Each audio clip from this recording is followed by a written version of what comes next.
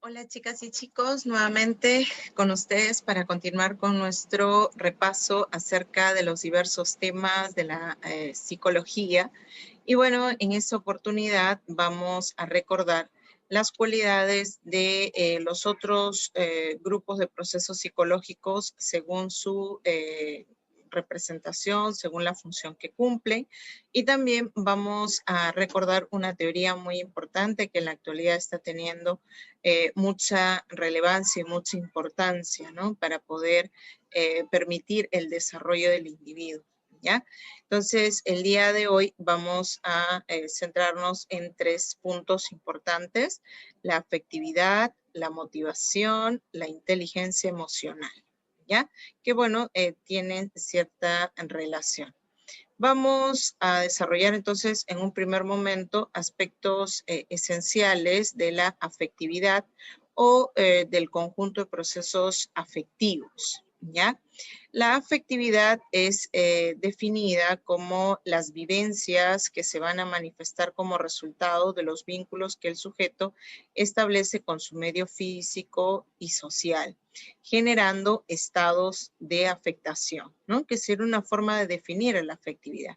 Pero también la podemos definir como el conjunto de procesos psicológicos que reflejan la relación que establece el sujeto con su entorno y que surgen de la correspondencia o no de las necesidades del sujeto, ¿ya? Y bueno, sabemos que los procesos afectivos, ya en general tienen una serie de características, las cuales vamos a ir recordando el día de hoy, ¿no? En primer lugar, vamos a ver que los procesos afectivos se caracterizan por su intimidad, ya que son propios de la experiencia personal en cada sujeto. Entonces, la intimidad estaría referido al grado de subjetividad, ¿no? Que tiene una vivencia afectiva. ¿Ya? No todas las personas se van a sentir afectados de la misma manera frente a una determinada situación, frente a un estímulo, ¿no? Puede presentarse, por ejemplo, un temblor y no todos van a reaccionar corriendo, ¿no? O de pronto llorando o gritando, ¿no? Entonces, cada uno, de acuerdo a sus cualidades y sus características propias, personales, va a ir respondiendo, ¿no? Entonces, a eso es a lo que va la afectividad como una característica, a la intimidad, perdón, como una característica importante de la afectividad. Otra característica que también tenemos que resaltar es la profundidad. Los procesos afectivos, claro que algunos más que otros, ya suelen ser profundos, es decir, brindan un significado afectivo a las cosas, situaciones o personas. ¿Ya? La profundidad está referido al grado de importancia o de significatividad que le vamos a atribuir a determinado elemento de la realidad. ¿Ya? Por ejemplo, cuando consideramos a alguien como nuestro amigo, cuando surge amistad, la amistad hacia alguien, cualquier cosa que le suceda a este amigo o amiga nos va a afectar para bien o para mal, ¿no? Entonces, si le pasa algo bueno, me siento contento, me siento alegre. Si le pasa algo malo, me siento triste, me siento preocupado. ¿Por qué? Porque debido a la profundidad, esta persona es muy importante para mí, ¿no? Entonces, a eso es a lo que va esta segunda característica, ¿ya? Que los procesos afectivos brindan un significado a las cosas, situaciones o personas, le otorgan un grado de importancia, de relevancia. La polaridad hace referencia a que los procesos afectivos oscilan entre el agrado, lo positivo, y el desagrado, ¿no? Lo negativo. O sea, hay procesos afectivos positivos, hay procesos afectivos negativos. O bueno, más que los procesos serían las reacciones, las respuestas, ¿no? De agrado o desagrado, fundamentalmente. Así como puedo sentir amor, también puedo sentir odio. Así como puedo sentir alegría, puedo sentir tristeza. Así como puedo sentir optimismo, puedo sentir pesimismo. Así como puedo tener buen humor, puedo tener mal humor. Entonces, a eso se refiere la polaridad, ¿ya? La amplitud se refiere a que los procesos afectivos, ¿ya? Y los efectos de esta experiencia psicológica pueden afectar o comprometer otras áreas de la personalidad del sujeto. ¿Ya? La amplitud se refiere al hecho de que una vivencia afectiva no solo va a influir en nuestros estados, ¿no? De afectación, sino también pueden influir en nuestros conocimientos, nuestros pensamientos, nuestras ideas, y también pueden influir en nuestras conductas, en nuestras acciones.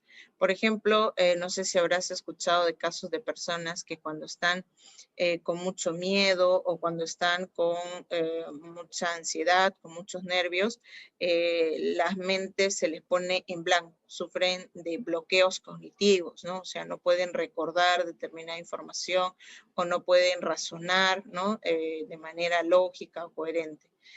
Y no solamente se ven comprometidas sus ideas o sus pensamientos, sino también sus conductas. Producto del miedo, producto de la ansiedad, se muestran de pronto conductas torpes, se les caen las cosas, se les rompe, ¿no? Se les resbala, etcétera, ¿no?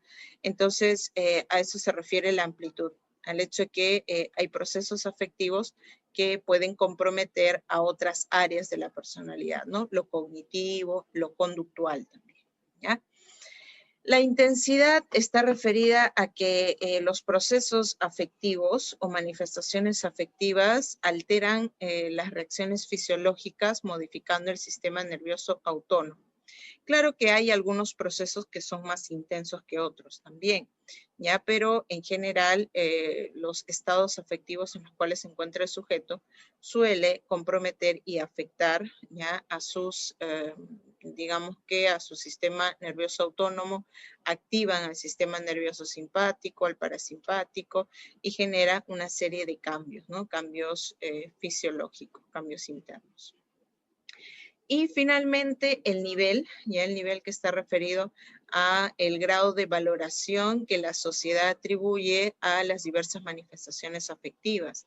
La sociedad en general, en su conjunto, valora positivamente algunos afectos como la amistad, como el amor, ¿no? Valora positivamente a la solidaridad, el cariño, de pronto la lealtad, la confianza, y valora negativamente a la envidia, la cobardía, ¿no? La deslealtad, el odio, ¿ya? La enemistad, etc. Entonces, a eso se refiere el nivel, a cómo la sociedad valora, ¿no? O acepta determinadas manifestaciones afectivas. ¿Ya? Entonces, esas serían algunas características importantes que podemos mencionar, ¿ya? De los procesos afectivos como estados de afectación que expresan nuestra afectividad. Ahora, ¿cuántos procesos afectivos hay? Si recuerdas, ¿cuántas manifestaciones afectivas hay? Hay 4, ¿es así? Una de ellas vienen a ser las emociones. Las emociones son definidas como estados afectivos que se caracterizan por su intensidad, ¿no? Las emociones son procesos muy intensos, ¿ya? Por eso provocan cambios orgánicos, fisiológicos, endocrinos, ¿ya? Y además las emociones son de breve duración, duran un lapso breve de tiempo y, bueno, conllevan a modificaciones psicológicas y orgánicas desencadenadas por estímulos específicos. Las emociones son procesos afectivos que se dan de manera repentina, de un momento a otro, por la presencia de un estímulo súbito. Por eso se considera que las emociones son circunstanciales. Nosotros no sabemos el día o la hora exacta en la que nos vamos a emocionar. Una emoción se presenta de forma repentina por la presencia, ¿ya? De un estímulo súbito, ¿no? De un estímulo repentino. Entonces, hay 3 características que podemos resaltar importantes de las emociones. ¿Ya? Primero, corta duración o breve duración. Segundo, muy intensas, gran intensidad. ¿Ya? Y tercero, el ser circunstanciales, ¿no? Que se dan de un momento a otro. Ahora, Wilhelm Wundt, el padre de la psicología científica, clasificó las emociones en 2 tipos, ¿no? Él dice que hay emociones esténicas o activas y hay emociones asténicas o pasivas. Las emociones esténicas son aquellas que incrementan la actividad del sujeto. Son aquellas que producto de la presencia de un estímulo repentino el sujeto puede correr, puede gritar, puede saltar, puede llorar, ¿no? O sea, toda su actividad fisiológica y conductual se incrementa.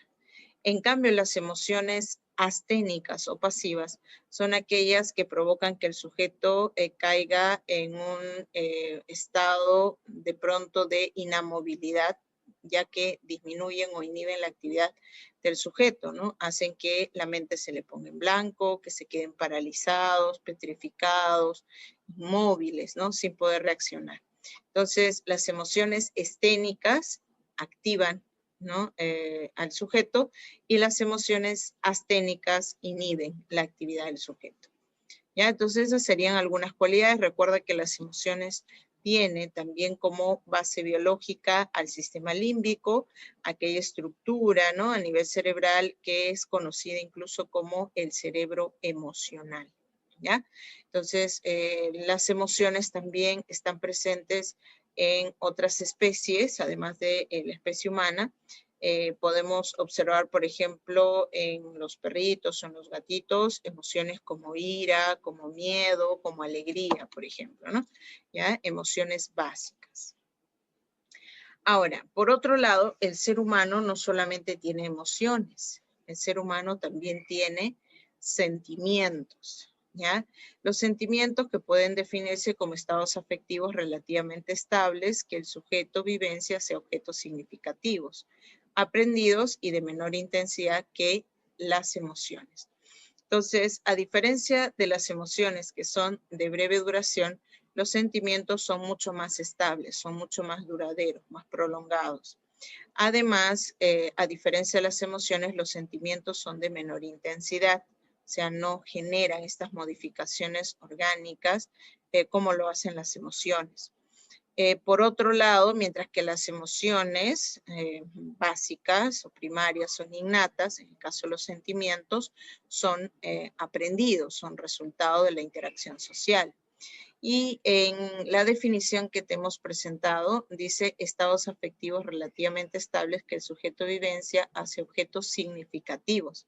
Eso quiere decir que los sentimientos son profundos, originan grados de significatividad o de importancia. Un sentimiento es el amor, un sentimiento es la amistad, un sentimiento es la confianza, un sentimiento es la admiración, el cariño, la ternura, la esperanza, ¿no? Entre otras cualidades que podríamos mencionar, entre otros afectos. ¿Ya? Entonces, los sentimientos son procesos que vamos a adquirir conforme vamos interactuando con diversos elementos de nuestra realidad. ¿Ya? Un tercer proceso afectivo viene a ser los estados de ánimo. Los estados de ánimo, según Smirnov, vienen a ser estados emocionales más o menos prolongados que dan un colorido determinado a todas las demás vivencias del individuo. ¿Ya? Mira, dice estados emocionales. O sea, no dice emociones, sino estados emocionales, porque los estados de ánimo están vinculados con las emociones, pero se diferencia en el hecho de que las emociones son de breve duración, en cambio los estados emocionales son prolongados. Entonces, el producto de una emoción, digamos que la ira, ¿no? Que dura un lapso breve de tiempo, luego puedo tener un estado de ánimo de molestia, por ejemplo, ¿no? Puedo estar molesto varias horas, ¿ya? No sé, una emoción como la alegría, ¿no? Que experimenté frente a una situación, que sería una emoción, puede luego generar que esté de buen humor todo el día, ¿no? Entonces, los estados de ánimo son aquellos procesos afectivos que le dan colorido a nuestra existencia. Si no fuera por los estados de ánimo, nuestra vida sería lineal, ¿no? Siempre tendríamos la misma forma de reaccionar. Pero gracias a los estados de ánimo tenemos estos altibajos, ¿no? Un momento estamos de buen humor, en otro momento estamos tristes, en otro momento podemos estar preocupados, en otro momento podemos estar tranquilos, en otro momento estamos optimistas, en otros pesimistas. Entonces, eso vendría a ser una característica de los estados de ánimo, el hecho de que son, digamos que dinámicos, ¿no? O sea, pueden cambiar en función a las experiencias que va teniendo el sujeto, ¿ya? Finalmente, un cuarto proceso afectivo vendrían a ser las pasiones. ¿Ya? La pasión, según Smirnov también, es un sentimiento profundo, ¿no? Constante y fuerte que abarca totalmente al individuo y somete la dirección fundamental de sus pensamientos y de sus actos. ¿Ya? La pasión se entendía como el proceso que dirige toda la vida del sujeto hacia el objeto de la pasión, que hace que toda la vida del sujeto gire alrededor del objeto de la pasión, ya que ese objeto de la pasión es lo más importante para el sujeto por la profundidad. También le genera, ¿no?, tranquilidad, alegría, bienestar, felicidad, por eso que siempre busca estar con el objeto de la pasión y muestra una constante persistencia por conseguirlo y una vez conseguido mantiene, ¿no?, un comportamiento relativamente estable con respecto al objeto de la pasión. Ya, ahora hay que recordar que la pasión se puede clasificar ya en superiores o inferiores. Eso depende del grado de valoración social, ¿no? Si hablamos de pasiones superiores, son aquellos que la sociedad valora positivamente, como es el caso de la pasión por un deporte, la pasión por la música, la pasión por la ciencia, por la investigación, ¿no? La pasión por el servicio a los demás, etc. En cambio, las pasiones inferiores son las que la sociedad valora negativamente, ya como es el caso de la pasión por el juego, la pasión por el poder, la pasión por la avaricia, la pasión por la venganza, o lo que consideramos como adicciones, podríamos catalogarlas como pasiones inferiores, ¿ya? Entonces, esas vendrían a ser las 4 manifestaciones afectivas, ¿ya? La emoción, proceso muy intenso, de corta duración y circunstancial. Los sentimientos, proceso de larga duración, menos intenso y profundos. Los estados de ánimo, procesos relativamente prolongados, ¿no?, que se caracterizan por ser circunstanciales también y dinámicos. Y las pasiones como procesos que canalizan la vida del sujeto hacia un objeto único e insustituible. ¿Ya? Ahora, las manifestaciones afectivas, los llamados procesos afectivos, forman parte del segundo grupo de procesos, aquellos que nos permiten, digamos que, reaccionar con agrado o desagrado, ¿no?, ante los diversos estímulos de la realidad. Dentro del tercer grupo de procesos, los llamados conativo-volitivos, encontramos a la motivación. ¿Ya? La motivación es un proceso psicológico que la mayoría de los teóricos considera como superior. Eso quiere decir adquirido y exclusivamente humano, debido a que la motivación proviene de motivo y el motivo es entendido como una representación mental que elabora el sujeto de manera consciente con respecto al, digamos que aquello que va a satisfacer una necesidad. La motivación es un proceso psicológico que orienta la actividad del sujeto en función a motivos y que se caracteriza porque surge de una necesidad. A diferencia de los procesos afectivos que surgen de la correspondencia o no de la necesidad del sujeto, la motivación es el proceso que surge de la necesidad. La motivación surge del estado de carencia, ¿no?, a nivel fisiológico o psicológico que puede estar experimentando el sujeto, ¿ya? Ahora, para que se lleve a cabo la motivación, ¿ya?, para que se dé la motivación como proceso psicológico, hay que considerar algunos aspectos importantes, ¿no? Primero, la necesidad, ¿ya?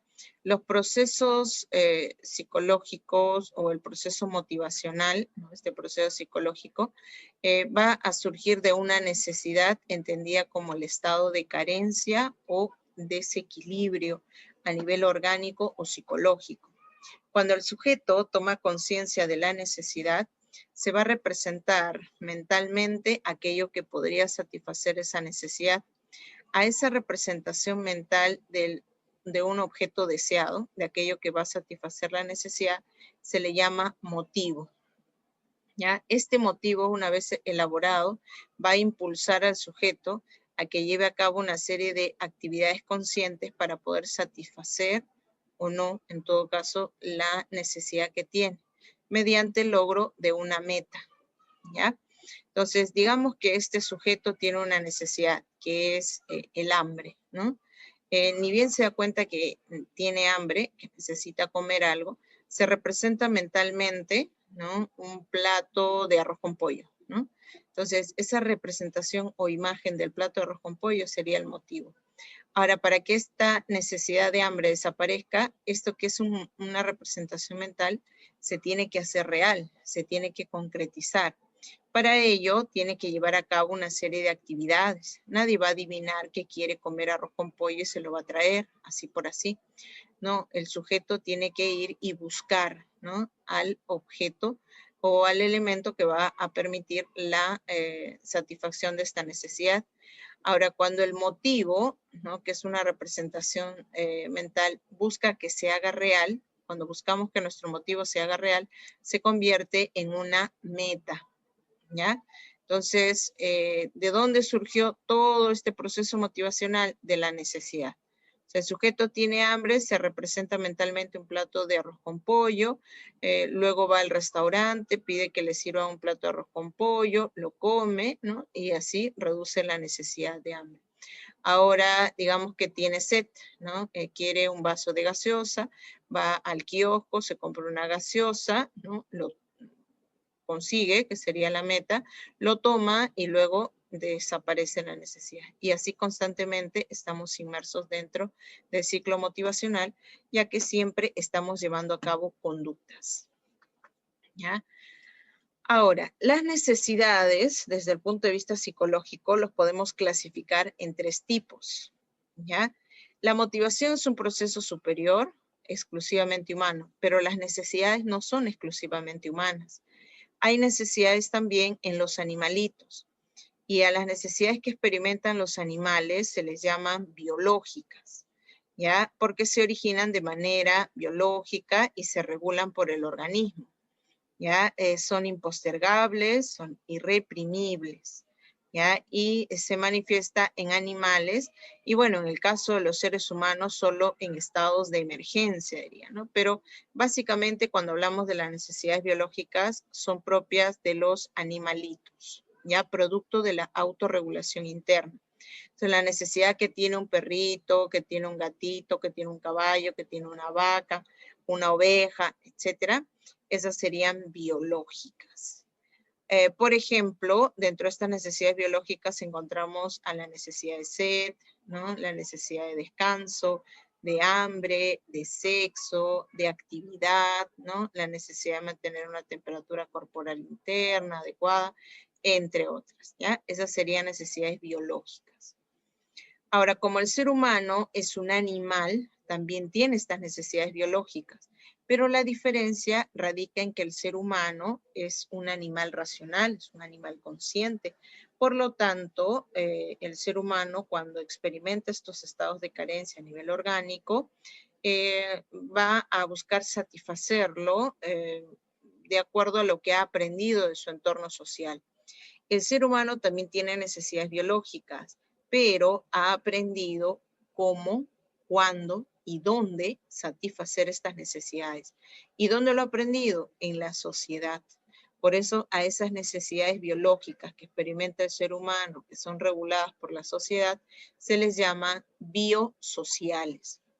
¿Ya? Se originan biológicamente, pero se regulan socialmente.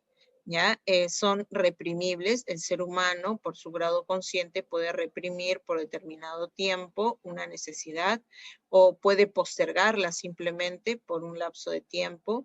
Es propia, ¿no? O exclusiva de los seres humanos y se expresaría como la necesidad, por ejemplo, de beber agua hervida, ¿no? Por la necesidad de sed, la necesidad de evitar el dolor tomando un analgésico, por ejemplo, la necesidad de hambre comiendo un plato de comida en particular, la necesidad de sueño durmiendo en una cama. Entonces, a eso se llaman necesidades biosociales. Son necesidades biológicas, pero que hemos aprendido cómo satisfacerlas o el momento oportuno de satisfacerlas dentro de nuestras relaciones sociales. Finalmente, en el ser humano, además de necesidades biosociales, a las que también suelen llamárseles primarias, porque de su satisfacción depende nuestra vida, por ende también se le llaman vitales, ¿no?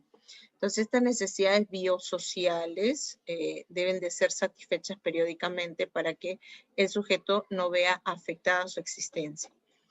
En cambio, las necesidades psicosociales son necesidades que el sujeto ha adquirido, ¿no?, dentro de su entorno social.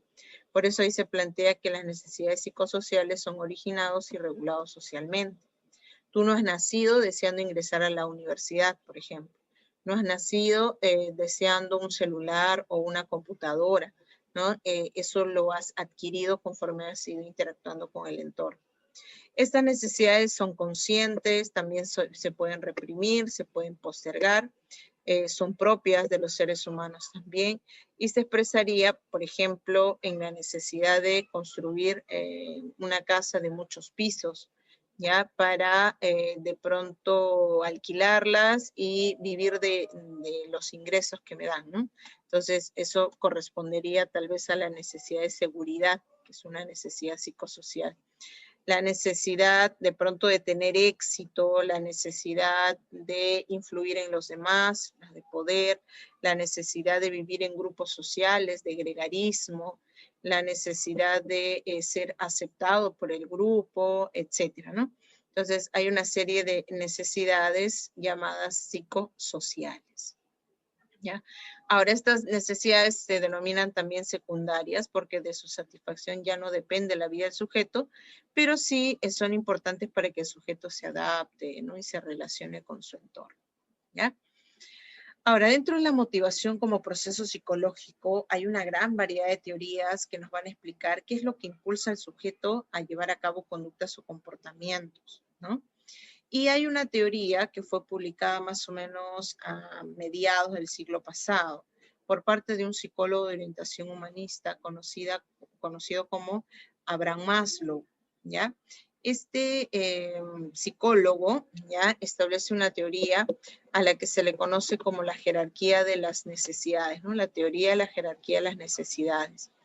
En esta teoría se propone que cuando experimentamos más de una necesidad, la satisfacción será más urgente para las necesidades de menor jerarquía y más significativas para las necesidades de mayor jerarquía. Ahora, dentro de esta pirámide, ¿no?, porque Maslow, digamos que va a ubicar a 5 necesidades dentro de una pirámide de acuerdo al orden de importancia y de satisfacción prioritaria, y las va a ordenar de la siguiente manera. Él dice que las necesidades que se satisfacen inicialmente y las más importantes necesidades que son prioritarias por ser vitales para el sujeto son las necesidades fisiológicas, que vendrían a ser las necesidades biosociales, ¿no? ¿Cuáles serían primarias, vitales? ¿Ya? La necesidad de hambre, de sed, de sueño, la necesidad de pronto evitar el dolor, de mantener una temperatura corporal adecuada, la necesidad de sexo, entre otras, ¿ya?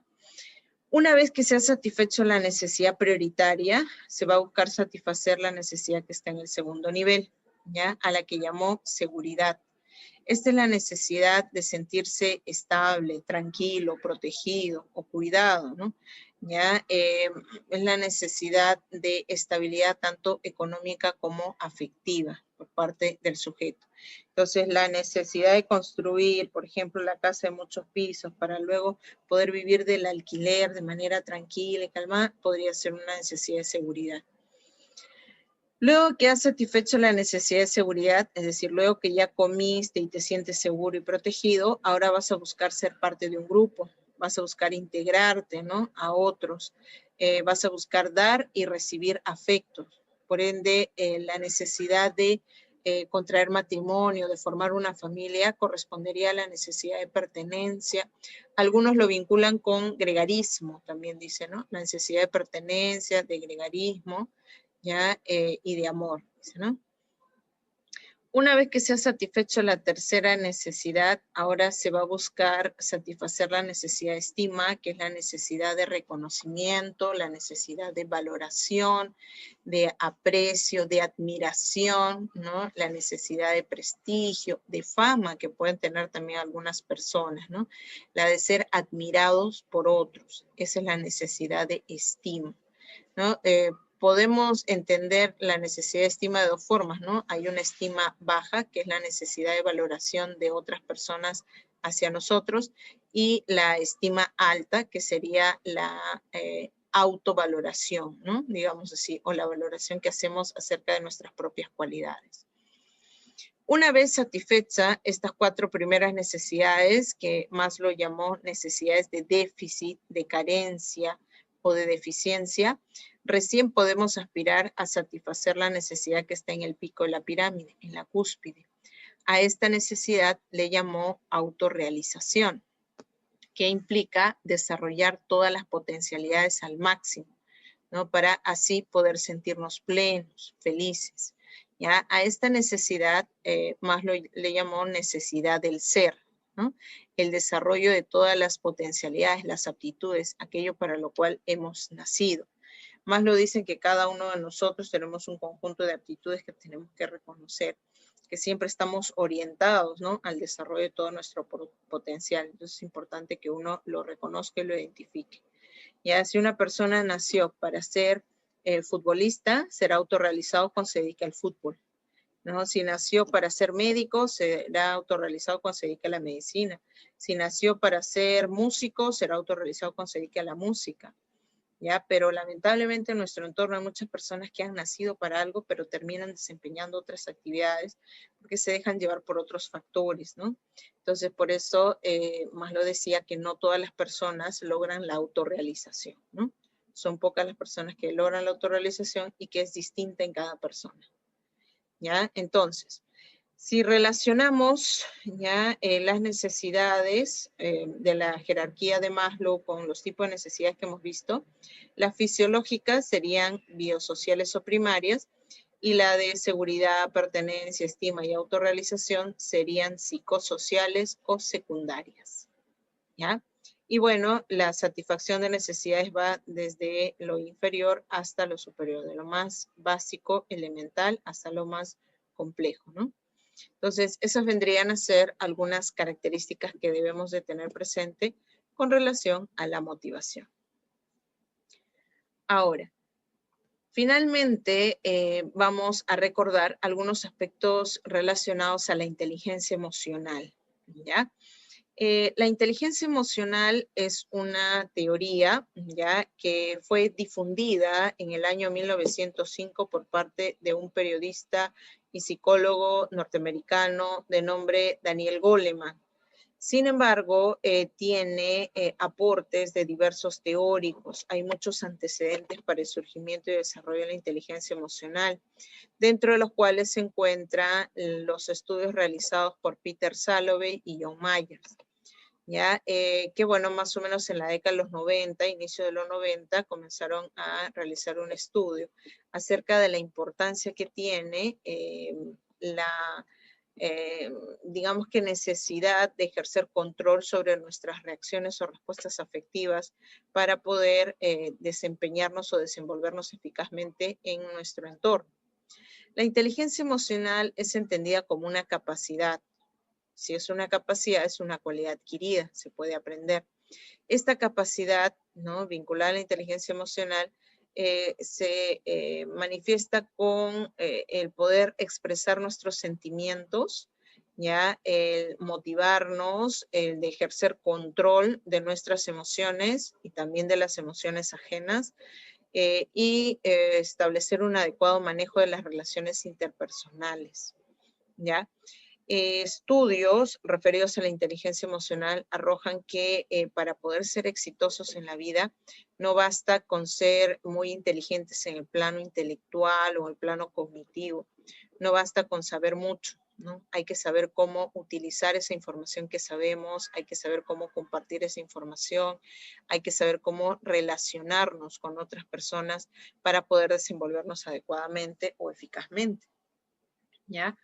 Ahora, como les decía, la teoría de la inteligencia emocional fue difundido por Daniel Goleman en el año 1995 cuando publica un libro titulado Inteligencia Emocional que se convirtió en un bestseller, ¿ya? Y bueno, dentro de este texto, ¿ya? Y bueno, dentro de los estudios también establecidos por Peter Salovey y John Myers, se sostiene que hay digamos que una serie de componentes que tenemos que desarrollar para ser inteligentes emocionalmente, ¿no? ¿Ya? ¿Cuáles son esos componentes? Bueno, hay 3 componentes a nivel personal, a nivel del sujeto, a nivel intrapersonal, y hay 2 componentes a nivel interpersonal, ¿no? En la relación que establecemos con el entorno. Dentro de los componentes a nivel intrapersonal encontramos en un primer momento al autoconocimiento, ¿ya? El autoconocimiento vendría a ser la capacidad para reconocer nuestros propios sentimientos, la capacidad para darnos cuenta cuando estamos molestos, cuando estamos tristes, cuando estamos preocupados y qué genera en nosotros esos estados afectivos, ¿ya? Muchas personas, digamos que no tienen la capacidad de reconocer sus estados afectivos, ¿no? Y cuando le preguntas, ¿te sientes bien? ¿Estás bien? Te dice, sí, yo estoy bien. Sin embargo, internamente está muy molesto, está tal vez preocupado o se siente triste, pero no lo reconoce, no sabe identificar los estados afectivos que pueda vivenciar, ¿no? Esas expresiones como no sé qué siento o no sé cómo me siento, evidenciaría una falta de autoconocimiento, ¿ya? Un segundo componente a nivel intrapersonal vendría a ser la autorregulación, que es la capacidad de lidiar con nuestras emociones y lograr el autocontrol, la capacidad de controlar nuestra ira, nuestro miedo, nuestra alegría, o en todo caso expresarlas oportunamente, ¿no? Adecuadamente, ya en el espacio, en el contexto adecuado.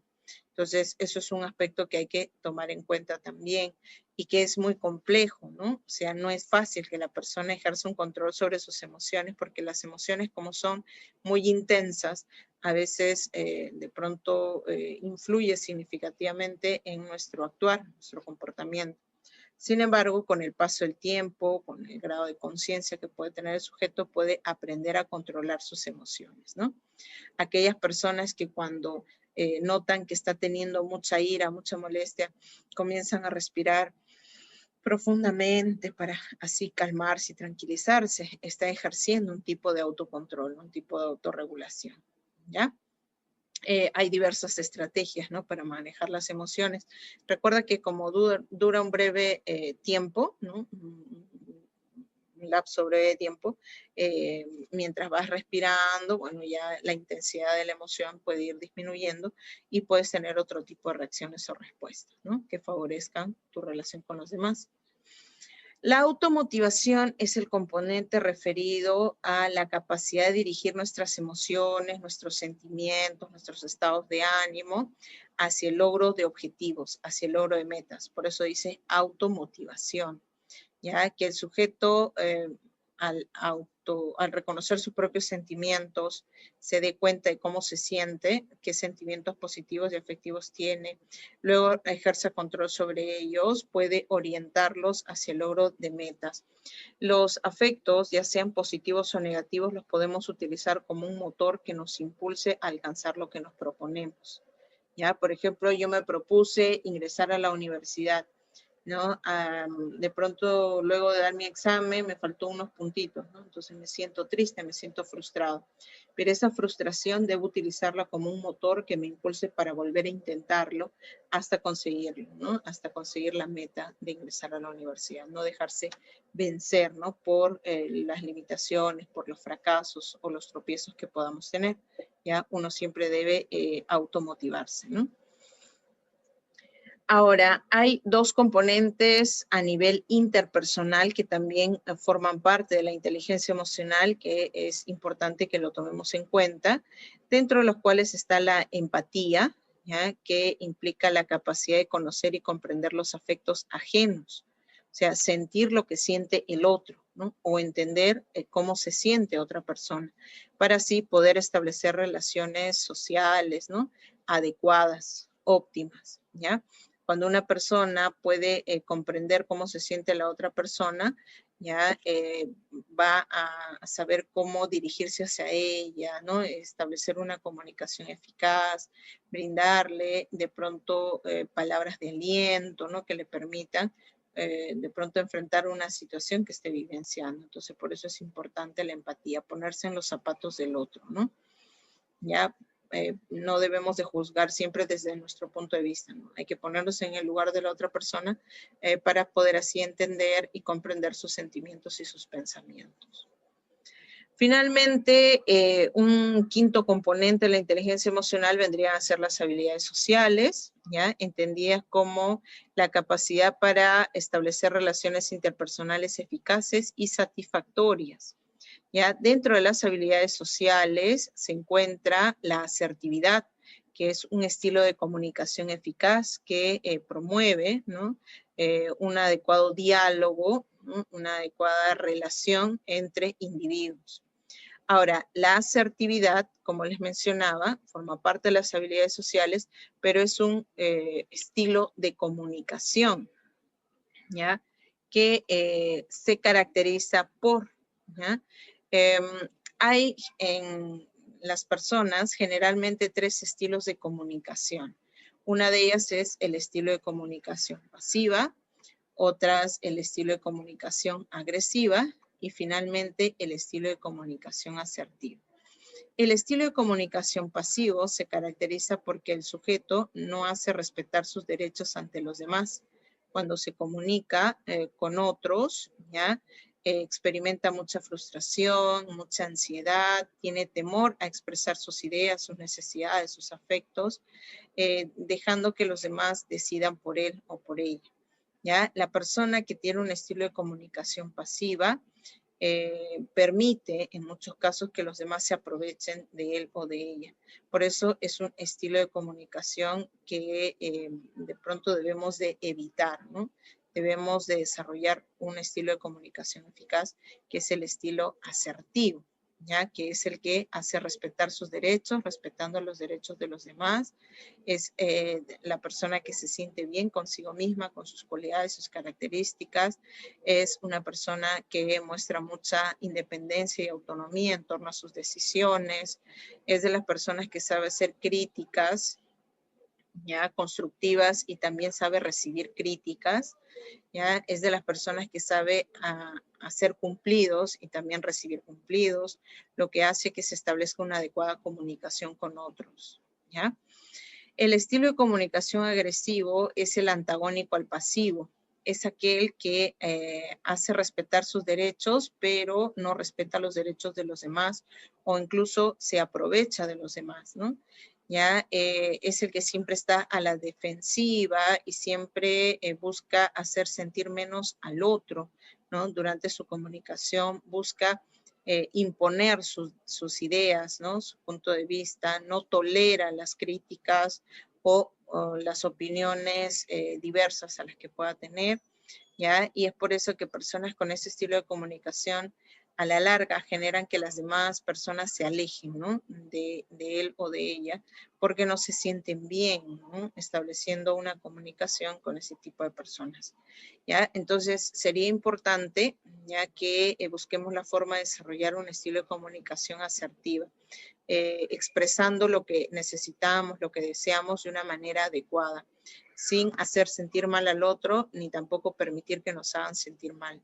¿Ya? Cada uno de nosotros tenemos un conjunto de derechos que debemos de hacer respetar y también tenemos que considerar los derechos de los demás, ¿no? Entonces, es por eso que la asertividad es un estilo de comunicación importante que va a favorecer las relaciones sociales y por ende nuestro desarrollo y desenvolvimiento eficaz dentro de la sociedad. ¿Ya, chicos? Entonces, hasta ahí nos vamos a quedar con respecto a estos tres temas que corresponden a la semana número 4, lo que vendría a ser la afectividad, la motivación y la inteligencia emocional. Ahí se plantea la bibliografía, bueno, algunos textos que se han utilizado para elaborar el material teórico, ya que se les ha presentado. Entonces culmino agradeciéndoles, ¿no? Como siempre, por confiar en nosotros, tu preparación preuniversitaria, esperando que se haya podido comprender algunos temas, que se hayan podido recordar también y afianzarlos, ¿ya? Entonces nos reencontraríamos en una próxima sesión para continuar con nuestro repaso acerca de los temas de la psicología, ¿ya? Cuídense mucho, hasta pronto.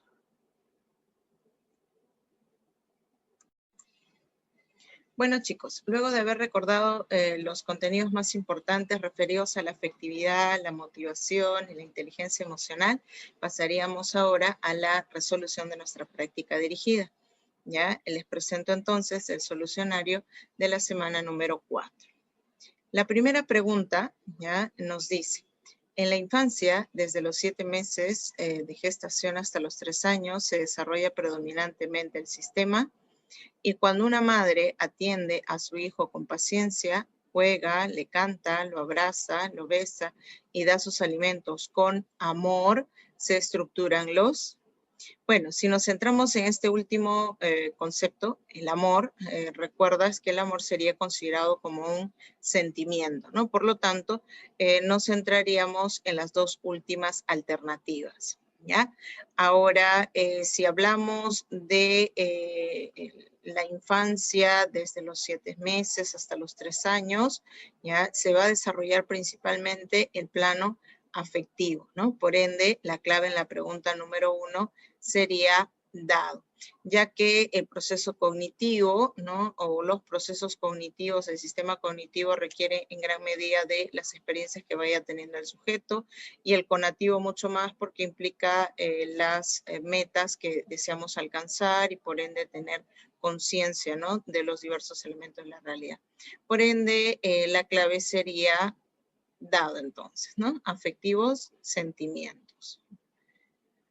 Ahora, en la pregunta número 2, dice, la teoría de la inteligencia emocional fue difundida por, y específicamente refiere a la capacidad de. Bueno, si hablamos de la inteligencia emocional, sabemos que hay varios antecedentes, ¿no? Que han permitido el surgimiento de esta teoría. Sin embargo, es en el año 1995 donde esta teoría se difunde a nivel mundial por parte de un periodista y psicólogo estadounidense de nombre Daniel Goleman, ¿no? Quien va a considerar que la inteligencia emocional es la capacidad de poder comprender las emociones ajenas, ¿no? De sentir como siente el otro, de mostrar empatía, y también la de manejar nuestras respuestas o reacciones emocionales, el autocontrol. Por ende, la alternativa correcta con respecto a la pregunta 2 sería Bargo, ¿no? Daniel Goleman difunde la teoría de la inteligencia emocional que se entiende como la capacidad para poder comprender las emociones ajenas y autocontrolarnos, ¿no? Si bien es cierto, Jean Piaget establece la teoría del desarrollo intelectual, ya, pero no estaría vinculada, ¿no? Con este concepto, ¿no? Igual Alfred Binet, recuerda que es el creador del primer test de inteligencia, ¿no? Y bueno, podría considerarse, ¿no? Que desenvolverse adecuadamente en base a un test de inteligencia podría estar vinculado con ello, pero no tiene relación con el enunciado, ¿no? Abraham Maslow, bueno, estudia la motivación, establece la jerarquía de las necesidades, ¿no? En una pirámide. E Iván Pavlov, bueno, es el autor de la teoría del condicionamiento clásico, ¿no? Entonces, no tendrían, en todo caso, relación directa con la inteligencia emocional, ¿ya? En cambio, Goleman sí, porque él es el difusor. Entonces, bueno, acá se plantea que la teoría de la inteligencia emocional fue propuesto por los investigadores Salovey y Mayer, ya luego en 1995 fue difundida por Daniel Goleman y se entiende como la efectividad con que la gente percibe y entiende sus propias emociones y las de los demás, así como la eficacia con que puede manejar su conducta emocional para alcanzar metas y relacionarse de forma óptima. ¿Ya? Bueno, ahí tenemos a Daniel Goleman y la respuesta que corresponde a esta pregunta.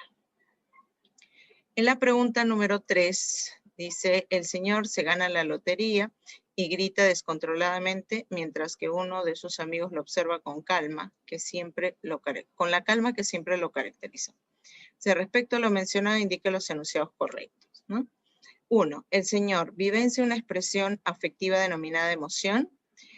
Podríamos decir que este enunciado es correcto debido a que al ganarse la lotería, esta persona grita descontroladamente, ¿no? Que podría evidenciar una emoción de tipo escénica o activa, ¿no? Entonces, por lo tanto, el primer enunciado sería correcto, ya que las emociones son procesos de elevada intensidad y se pueden manifestar mediante gritos descontrolados. La alternativa 2, que el señor tenga amigos, implicaría la presencia de sentimientos, también sería correcto, ¿no? Los amigos ya vienen a ser aquellas personas con las cuales hemos establecido una relación de confianza, de respeto, de lealtad, probablemente entre otras cualidades, ¿no? Y es un afecto mucho más prolongado, por lo tanto sería un sentimiento, ¿no? Los sentimientos son procesos más duraderos, constantes, profundos y persistentes al acercamiento de la búsqueda, conservación y disfrute de las personas. Ya los objetos o también pueden ser situaciones que los suscitan. 3. Por la intensidad del suceso, el señor vivencia una pasión. Esto sí sería incorrecto, ¿no? Ya que la pasión es el proceso que canaliza toda la vida del sujeto hacia un objeto único e insustituible, ¿no? Si bien es cierto, la pasión puede ser también muy intensa, pero aquí hablamos de una persona que por ganarse la lotería, ¿no? Reacciona tal vez con mucha alegría y grita descontroladamente. Entonces, está más vinculado con las emociones más que con la pasión, ¿ya? Entonces, la pasión es un proceso que absorbe la personalidad y la dirige hacia un objeto único. Por eso, la alternativa correcta sería la 1 y la 2, nada más, ¿no? Casa, entonces, la clave en la pregunta 3. Pregunta número 4. Respecto a los tipos de necesidades de Maslow, ¿no? Determine si los enunciados siguientes son verdaderos o falsos y elija la secuencia correcta. 1. ¿La necesidad de autorrealización es la más prioritaria? Bueno, dentro de la jerarquía de las necesidades propuesta por Abraham Maslow, a quien tenemos aquí en la imagen, ya la necesidad prioritaria serían las fisiológicas, de las cuales depende la supervivencia del sujeto. Por lo tanto, el primer enunciado sería falso. Ya para Maslow, las necesidades más prioritarias son las fisiológicas, porque dependen de su satisfacción la supervivencia, ¿no? Del individuo, van a garantizar la supervivencia. ¿Ya? La autorrealización sería la necesidad que está en el pico de la pirámide, ¿no? La que se va a satisfacer una vez que se hayan satisfecho todas las necesidades de carencia o las necesidades de déficit. 2. Al desear estima, ¿una persona espera ser valorada por otros? Bueno, sí, la necesidad de estima es la necesidad de valoración, de reconocimiento, de aprecio, de fama, de prestigio, ¿no? Por parte de los demás. Y también, bueno, la necesidad de valoración de uno mismo, ¿no? Ya, si bien es cierto, decimos estima como la valoración o el sentirse valorado por otros, también dentro de la estima estaría la valoración que hace el sujeto acerca de sí mismo, ¿no? La estima alta, ¿ya? Entonces, verdadero sería la alternativa 2. La necesidad de estima es la valoración de reconocimiento por otras personas, también de apreciarse y de ser apreciado, ¿no? Como individuo. En la necesidad de gregarismo, las personas desean compañía. Efectivamente, la necesidad de gregarismo dentro de la teoría de la pirámide se vincula con la necesidad de pertenencia, ¿no? La necesidad de vivir en grupos. Por ende, la persona busca ser miembro de un grupo, de tener compañía, ¿no? De formar parte de un grupo, de tener amigos, familiares, un compañero, compañera, hijos, ¿no? La necesidad de tener una familia. Ya, por ende, el tercer enunciado sí sería verdadero. La clave, entonces, es casa, ¿no? Falso, verdadero, verdadero. La pregunta 5 dice, la es el proceso que permite a las personas impulsar sus acciones para lograr satisfacer sus necesidades. Aquel proceso que nos impulsa a llevar a cabo conductas para poder alcanzar metas y así satisfacer necesidades es la motivación. ¿Es así? La palabra motivación, que proviene del latín movere, que significa mover, ¿no? Todos los organismos se mueven hacia algunos estímulos y actividades y se alejan de otros, según lo dictan sus apetitos y aversiones. Ahora, la motivación es un proceso psicológico que surge a partir de necesidades, la cual genera motivos o deseos que impulsan nuestra conducta hacia metas, ¿no? Entonces, la E sería la clave en la pregunta número 5. Finalmente, en la pregunta 6, dice, es la necesidad de realizar todas las potencialidades al máximo nivel, es lograr nuestro desarrollo en todas las áreas de nuestra personalidad.